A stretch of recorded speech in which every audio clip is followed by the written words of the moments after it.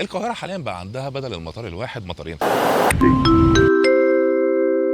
احنا النهارده موجودين في احدث واسرع مطار موجود في مصر، وهو مطار سفنكس. المطار بيخدم مناطق الشيخ زايد واكتوبر وكمان الهرم والجزء بتاع غرب القاهره لحد اسكندريه والبحيره. حاليا انت مش محتاج انك تعتمد على مطار القاهره علشان تسافر، تقدر طبعا تستخدم مطار سفنكس، واللي بدا يشتغل من كام سنه. حاليا في مجموعه من الرحلات اللي بتروح الكويت والامارات وايطاليا واسطنبول كمان، وقريب جدا باقي الوجهات هتكون موجوده في المطار. المطار لسه جديد، هتلاقي موجود فيه هنا المسجد اللي ورانا دوت وكشك صغير كده، لكن الفكره ان انت هنا ما تقدرش تدخل قبلها ب4 ساعات زي مطار القاهره، بتحتاج انك تدخل قبل الرحله بساعتين بس، وفي بعض الرحلات 3 ساعات. المطار صغير جدا، ودي حاجه بتسهل اجراءاتك والمسافات اللي بتمشيها جواه لحد ما توصل لباب الطياره. وكمان موجود لاونج لو معاك بطاقات بنكيه بتقعد فيه وبتستنى الطياره بتاعتك، او لو مش معاك كروت بنكيه في مجموعه من المطاعم والكافيهات اللي موجوده في الداخل. المطار موجود قدام الشيخ زايد عند الكيلو 45، وبيكون فيه رحلات باسعار اقتصاديه لكن اغلبها بالليل. الرحلات اللي بتكون لمجموعه وجهات مختلفه، ومنها وجهات اوروبيه كمان.